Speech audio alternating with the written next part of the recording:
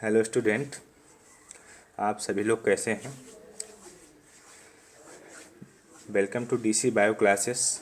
मैं सुनील डीसी आप सभी का फिर से स्वागत करता हूं आपके डीसी बायोलॉजी क्लासेस परिवार की तरफ से। मेरे प्यारे बच्चों, यह वीडियो क्लास 12th एवं 10th के लिए जो यूपी बोर्ड एग्ज़ाम के लिए प्रिपरेशन कर रहे हैं, साथ ही साथ जो नीट एग्ज़ाम की प्रिपरेशन कर रहे हैं एवं अदर मेडिकल एग्ज़ाम के लिए भी हैं। आज की क्लास स्टार्ट होने से पहले आप सभी को मैं बता दूं, ऐसे बहुत सारे स्टूडेंट्स हैं जो हमसे या हमारे इस चैनल पर पहली बार जुड़ रहे हैं। मैं उन सभी लोगों से बताना चाहता हूं कि हमारे इस वीडियो को लाइक, सब्सक्राइब एवं शेयर करें ताकि ज़्यादा से ज़्यादा जो बच्चे इस ऑनलाइन स्टडी का फ़ायदा उठा सकें और हम आपको अगली वीडियो जो है जल्दी से जल्दी जो है प्रोवाइड करा सकें। तो बच्चों, आज का हमारा टॉपिक रहेगा कक्षा 12 बायोलॉजी।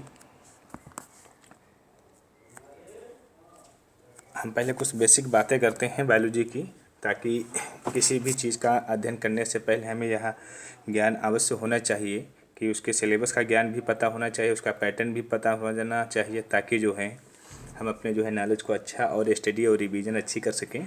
तो हम बताते हैं कक्षा क्लास 12 में कुल 5 यूनिट हैं, जिसमें से यूनिट नंबर जो 6 है, इस यूनिट को हम पढ़ेंगे। यूनिट नंबर 6 में मैं आपको बताना चाहता हूं कि यूनिट नंबर 6 के अंतर्गत आप देखेंगे 4 चैप्टर हैं। जो पहला जो चैप्टर आपका रहता है reproduction in organism, chapter number 2 Pushpi पादपों में लैंगिक जनन, चैप्टर नंबर 3 मानव जनन, चैप्टर नंबर 4 जनन एवं स्वास्थ्य। तो इस यूनिट के अंतर्गत हमारे 4 अध्याय हैं। इन प्रत्येक अध्यायों को हम बारी बारी क्रमबद्ध जो तरीके से जो हम पढ़ेंगे। सबसे पहले आज हम इस वीडियो में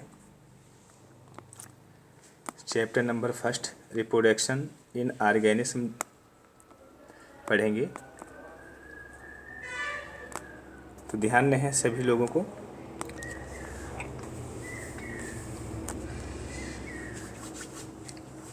कि रिप्रोडक्शन इन ऑर्गेनिज्म में हम सबसे पहले बात करते हैं कि जीवों में जनन क्यों होता है, जीवों में जनन क्यों अनिवार्य है, ताकि बेसिक इंट्रोडक्शन जो है हम रिप्रोडक्शन के बारे में समझ सकें। तो मैं आपको बताना चाहता हूं कि जीवों में रिप्रोडक्शन एक अहम या कह सकते हैं कि एक बायोलॉजिकल प्रोसेस होती है। इसी प्रोसेस के द्वारा जो प्रत्येक ऑर्गेनिज्म जो होते हैं वो हमारी इस अर्थ पे अपनी स्पीशीज एवं लाइफ को कंटिन्यू बनाए रखते हैं या मेंटेन करते रहते हैं। इसीलिए जो है रिप्रोडक्शंस प्रत्येक जीव के लिए जो है आवश्यक होता है।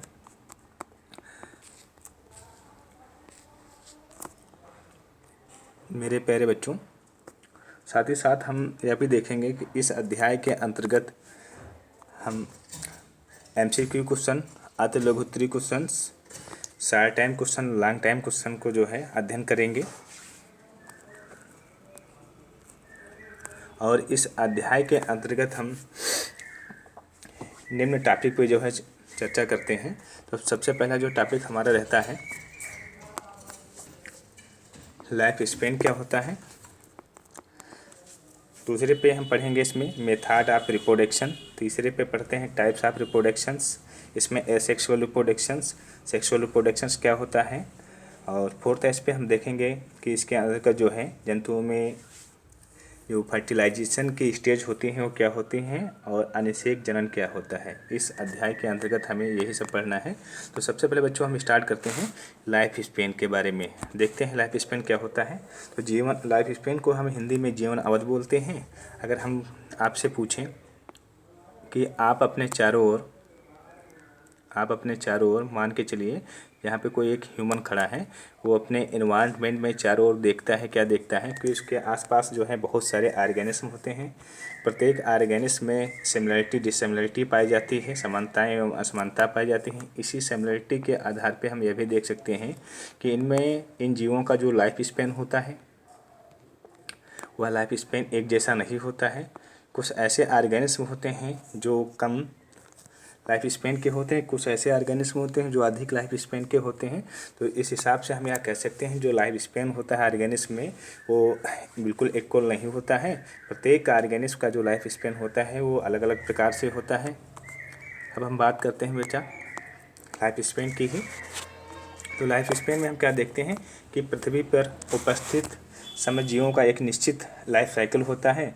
सभी जो जीव होते हैं वो जन्म लेते हैं, जन्म के पश्चात जो इसमें ग्रोथ होती है, ग्रोथ के पश्चात जो इसमें है मैच्योरिटी पाई जाती है, मैच्योरिटी के बाद जो है उसमें डेवलपमेंट होता है और रिप्रोडक्शंस की जो है स्टेज उसमें दिखाई देती है। धीरे धीरे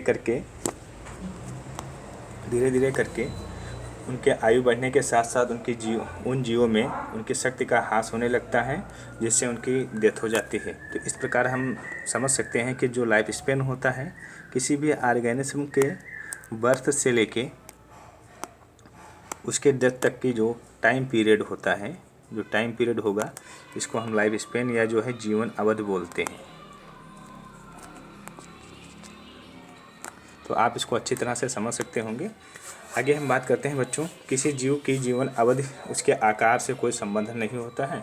कोई भी ऐसा ऑर्गेनिज्म है अगर हम कहें कि उसकी जो लाइफ स्पेन होती है उसके आकार से कोई संबंध होता है तो बिल्कुल नहीं होता है, क्योंकि प्रत्येक, मैंने अभी इससे पहले बात किया था, जो ऑर्गेनिज्म होते हैं उसमें लाइफ स्पेन अलग अलग टाइप से होता है।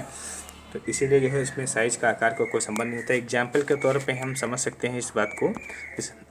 आपने देखा होगा क्रो और साथ में देखा होगा कि पैरेट।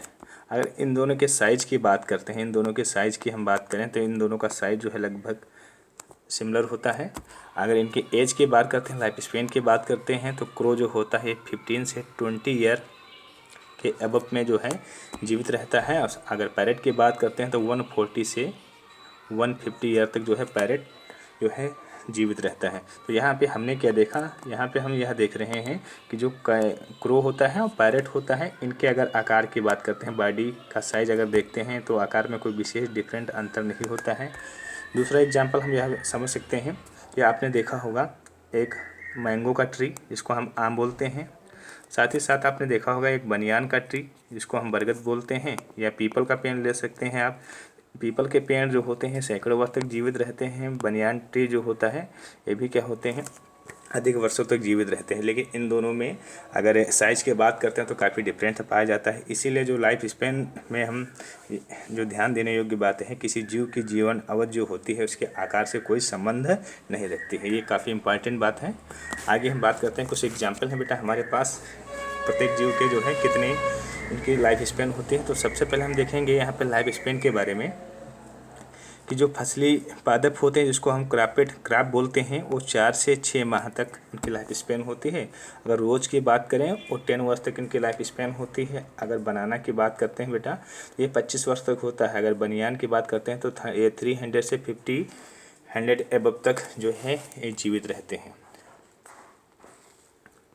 आगे हम फिर से थोड़ा देखते हैं, इंग्लिश टर्म में लाइफ स्पेन को डिवाइड करना चाहते हैं कि लाइफ स्पेन क्या होता है। तो the period from the birth to the natural death an organism is called its life span.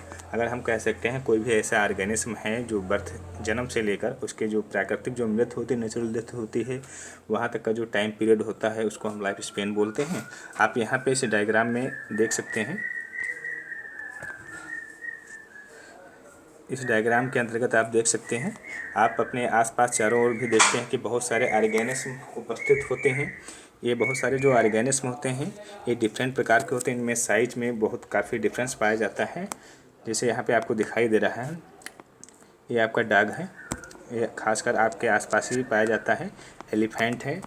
अगर इन दोनों की तुलना करें तो जो एलिफेंट होता है, अगर इसकी तुलना डॉग से करते हैं तो इनके साइज़ में काफ़ी अंतर है। लाइफ स्पेन में भी क्या होता है, इन दोनों में अंतर पाया जाता है। इस हिसाब से हम देखते हैं कि हमारे इस अर्थ पे बहुत सारी जो है डाइवर्सिटी, जैव विविधता पाई जाती है प्रत्येक जीवों में। तो इस डायग्राम को आप देखिएगा, उसको समझिएगा और लाइफ स्पेन को जो है डिफाइन भी करिएगा, ठीक है। आगे बच्चे बढ़ते हैं हम लाइफ स्पेन की ही बात कर रहे थे। तो लाइफ स्पेन में आगे हम देखते हैं कि अगर हम ह्यूमंस जो हैं, मनुष्य जो होते हैं, इनमें लाइफ स्पेन जो है 100 वर्ष तक होता है।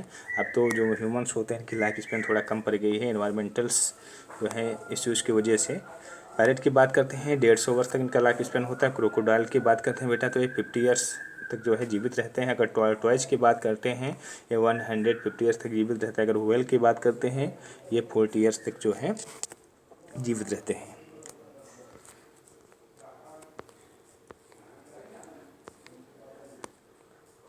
आगे और भी आपके पास हमारे पास एग्जाम्पल है जो मैं आपको दिखाता हूँ। अगर कबूतर पिजन की बात करते हैं तो 35 ये जो है इनका लाइफ स्पेन होता है। अगर कैटल की बात करते हैं 26 ईयर्स तक जो है जीवित रहते हैं। अगर क्रो की बात करते हैं बेटा तो ये 15 ईयर्स तक जीवित रहते हैं, ठीक है। साथ में आपको ये ध्यान रखना है कि इस अर्थ पे जितने भी ऑर्गेनिज्म होते हैं उनमें लाइफ स्पेन जो है भिन्न भिन्न होता है। एग्जाम्पल के रूप में हम ये भी देख सकते हैं, एग्जाम्पल में हम देखते हैं कि बेटा बैक्टीरिया होता है। अगर बात करते हैं बैक्टीरिया, इसका साइज़ काफ़ी भी छोटा होता है। इसका लाइफ साइकिल जो है कुछ हावर्स, कुछ घंटों से कुछ दिनों का होता है। अगर बरगद की बात करते हैं तो इसका जो लाइफ साइकिल जो होता है या लाइफ स्पेन जो होगा ये सैकड़ों वर्षों तक जो है ये सब जीवित रहते हैं। तो आपने यहाँ पे अच्छी तरह से आप लाइफ स्पेन को समझ सकें।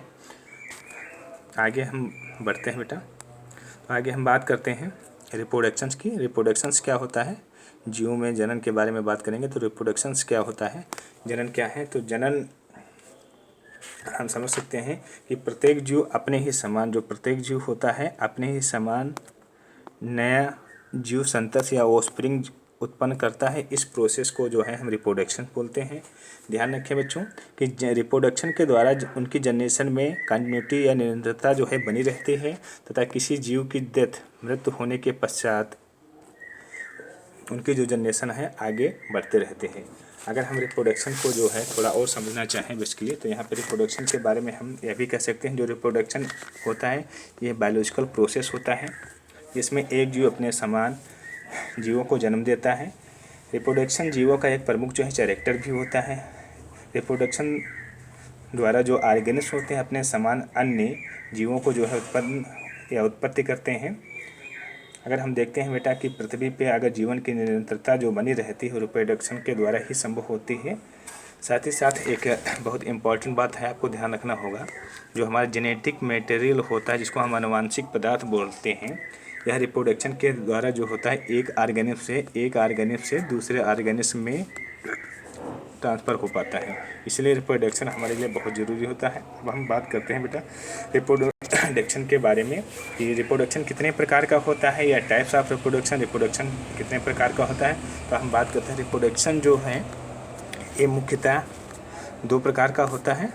पहले पे एसेक्सुअल रिप्रोडक्शन, दूसरे पे सेक्सुअल रिप्रोडक्शन। अगर हिंदी में बोलते हैं इसको तो अलैंगिक जनन कहा जाता है। अगर लैंगिक जनन को इंग्लिश में हम डिवाइड करें, टर्म यूज़ करते हैं तो इसको सेक्सुअल रिप्रोडक्शन बोलते हैं। ध्यान रखें, हम अलैंगिक जनन को एकल जीव जनन भी बोलते हैं।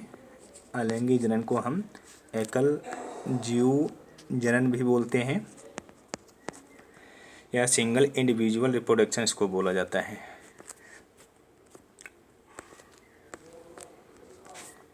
अब हम देखेंगे रिप्रोडक्शंस इन लिविंग बींग्स। जीवों में जो जनन जो है इस प्रकार से पाया जाता है। तो जीवों में जनन जो होता है मैंने अभी बताया था, मुख्य रूप से जीवों में जनन जो होता है 2 ही प्रकार का होता है। तो सबसे पहले जो रिप्रोडक्शन होता है उसको हम एसेक्सुअल रिप्रोडक्शन बोलते हैं। तो एसेक्सुअल रिप्रोडक्शन जो होता है अलैंगिक जनन, ये डिफरेंट टाइप का होता है। उसके बाद आता है बेटा कायिक जनन, ये भी जो है डिफरेंट टाइप का पाया जाता है। फिर लैंगिक जनन होता है जिसको सेक्सुअल रिप्रोडक्शन बोलते हैं। हम बात करते हैं यहाँ पे सबसे पहले एसेक्सुअल रिप्रोडक्शन की। एसेक्सुअल रिप्रोडक्शन के कितने टाइप्स होते हैं।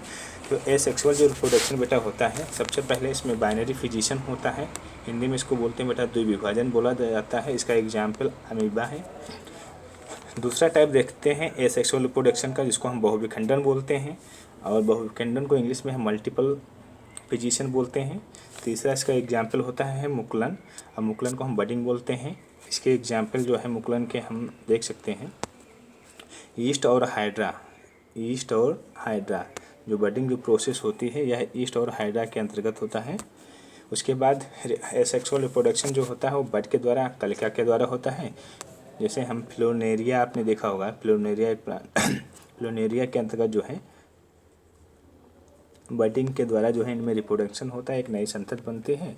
स्पाइरुलेशन भी एक एसेक्सुअल रिप्रोडक्शन होता है, इसमें बीजाणुओं के द्वारा जो है रिप्रोडक्शन जीवों का होता है। इसका एग्जाम्पल हम ले सकते हैं यूलोथ्रिक्स और बाउचेरिया। फिर आता है बेटा पिगमेंटेशन, खंडीभवन, ये एसेक्सुअल रिप्रोडक्शन ही होता है। उसके बाद इसका एग्जाम्पल हम देखेंगे स्पायरोगारा, जो आपके आसपास क्षेत्र में पाया जाता है, जिसको हम साधारण भाषा में काई बोलते हैं। मार्केंसिया आता है। इसके बाद एसेक्सुअल रिप्रोडक्शन का जो अगला फेस होता है, टाइप्स होता है रीजनरेशन, जिसको हम प्लूनेरिया बोलते हैं। फिर आगे आता है बच्चों ये रिप्रोडक्शंस। अब हम बात करते हैं कायिक जनन, इसको इंग्लिश में बोलते हैं वेजिटेटिव रिप्रोडक्शन या वेजिटेटिव प्रोपोगेशन बोला जाता है। जो कायिक जनन होता है, वेजिटेटिव जो रिप्रोडक्शंस होता है, ये टू टाइप्स के होते हैं। सबसे पहला प्राकृतिक कायिक जनन, दूसरे पे जो बच्चों होता है कृत्रिम कायिक जनन। जो प्राकृतिक कायिक जनन होता है इसको इंग्लिश में नेचुरल वेजिटेटिव प्रोपोगेशन बोला जाता है। जो कृत्रिम कायिक जनन होता है इसको आर्टिफिशियल वेजिटेटिव प्रोपोगेशन बोला जाता है। अब बात करते हैं बेटा हम प्राकृतिक कायिक जनन क्या होता है। तो प्राकृतिक जो कायिक जनन होता है ये पेड़ों के ऐसे भाग, इससे पहले हम बात करते हैं बेटा कायिक जनन की ही बात कर लेते हैं। तो कायिक जनन क्या होता है, प्लांट्स के या पेड़ पौधे के वे भाग या कायिक भाग जिनके द्वारा क्या करते हैं ये रिप्रोडक्शन करते हैं और एक नए प्लांट का जो है फॉर्मेशन निर्माण करते हैं, उसको जो है हम कायिक जनन या वेजिटेटिव रिप्रोडक्शन बोलते हैं। इसका जो पहला टाइप था प्राकृतिक कायिक जनन, सबसे पहले इसको हम जानते हैं प्राकृतिक कायिक जनन क्या होता है। जो प्राकृतिक कायिक जनन होता है वो बेसिकली जो है प्लांट के जो पार्ट्स पाए जाते हैं, सबसे पहले स्टेम, फिर रूट्स, फिर लीफ के द्वारा जो है प्राकृतिक कायिक जनन होता है। जैसे हम सबसे पहले बात कर सकते हैं जो हमारा रूट्स होता है जड़ों के द्वारा, ये अमरूद और शकरकंद में अगर आप देखते हैं तो इसमें रूट्स के द्वारा जो है रिप्रोडक्शन होता है। फिर स्टेम के बाई स्टेम के द्वारा, ये आलू और अदरक और प्याज में देखने को मिलता है, स्टेम के द्वारा होता है। इसके बाद बेटा हम बात करते हैं पत्तियों के द्वारा। तो बिगोनिया, अजूबा के जो प्लांट्स होते हैं इनमें जो रिप्रोडक्शन होता है, कायिक जो जनन होता है वह बाई लीफ के द्वारा होता है। फिर पत्र प्रक्रियाओं के द्वारा, इसमें आगे का एक प्लांट्स पाया जाता है जो रिप्रोडक्शन जो है पत्र प्रक्रियाओं के द्वारा करता है। उसके बाद बेटा टूरियांस द्वारा होता है, इसका एग्जाम्पल होता है यूटूकुलेरिया। अब हम बात करते हैं बच्चों कृत्रिम कायिक जनन की। कृत्रिम कायिक जनन क्या होता है, तो कृत्रिम कायिक जनन में हम देखेंगे क्या, ये बेसिकली जो है मानव के द्वारा जो है किया गया जो प्लांट पेड़ पौधों में जो रिप्रोडक्ट जनन होता है वो कृत्रिम कायिक जनन कहलाता है। इसका मुख्य रूप से जो कृत्रिम कायिक जनन होता है एक कलम रोपण के द्वारा भी हो सकता है। कृत्रिम कायिक जनन दाब लगाकर किया जाता है। कृत्रिम कायिक जनन वायु दाब लगाकर किया जाता है। कृत्रिम कायिक जनन रोपण विधि के द्वारा भी किया जाता है। और कलिका रोपण जो होता है कृत्रिम कायिक जनन के द्वारा होता है। सूक्ष्म परिवर्धन भी कृत्रिम कायिक जनन के द्वारा होता है। कलम रोपण के एग्जाम्पल हम समझ सकते हैं गुलाब और नींबू। जैसे आपने देखा होगा अपनी बागवानी, आप सभी के घर जो है बागवानी होगी, बागवानी में देखा होगा कि हमारे पास जो है गुलाब की जो है हम कलम काट लेते हैं, उसको भूमि में लगा देते हैं। भूमि को लगाने के पश्चात क्या होता है उसमें हम उसकी एडाप्शन को जो है मेंटेन करते हैं, जिससे क्या हो जाता है गुलाब और नींबू इस प्रकार के जो प्लांट होते हैं कलम के द्वारा जो है नए प्लांट को जन्म देते हैं। फिर हम बात करते हैं दाब लगाकर, तो इसमें सेब, नाशपाती आते हैं। इसमें हम क्या करते हैं प्लांट के किसी एक भाग को मिट्टी के अंदर दबा देते हैं। मिट्टी के अंदर दबाने के पश्चात क्या करते हैं वहाँ पर हम पानी वानी उसको जो ज़रूरत है जो न्यूट्रिशंस होते हैं और साथ में H2O ये डालते रहते हैं। कुछ समय पश्चात वो अंकुरित हो जाता है और एक नया प्लांट जो है प्रोड्यूस हो जाता है। फिर क्या करते हैं पेरेंट्स जो प्लांट्स होता है उसको हम जो पेरेंट्स प्लांट होता है देखिएगा इस डायग्राम चित्र के माध्यम से बच्चों। तो यहाँ पे हम देखेंगे जैसे ये अनार का प्लांट है, ये इसकी एक ब्रांचेस से निकली हैं। किसी एक ब्रांच को हम क्या करते हैं इसको हम मिट्टी के अंदर दबा देते हैं छीलने के बाद क्या करते हैं इस पर हम पानी डालते रहते हैं, जल की बूंदें थोड़ी थोड़ी। जल की बूंदे के साथ में क्या होता है एक कुछ समय बाद ये अंकुरित होने लगता है और एक नया प्लांट को जो है जन्म दे देता है। और फिर क्या करते हैं, हम इसको चाकू या किसी कटर की सहायता से इसके पेरेंट्स से जो है अलग कर देते हैं। तो इसी प्रकार हम क्या देखते हैं, ये पहला प्लांट होगा जो पेरेंट प्लांट था, ये दूसरा प्लांट। इस प्रकार से हम 1 से 2, 2 से 3 जो है प्लांट पौधों का निर्माण कर सकते हैं। उसके बाद देखते हैं बेटा रोपण की विधि के द्वारा। इस रोपण विधि में खास पर अधिकतर जो है यही प्रयोग किया जाता है। रोपण की विधि में हम आम, अमरूद का उपयोग करते हैं। फिर कल का रोपण में हम संतरा का उपयोग किया जाता है। उसके बाद बच्चों हम बात करते हैं कि सेक्सुअल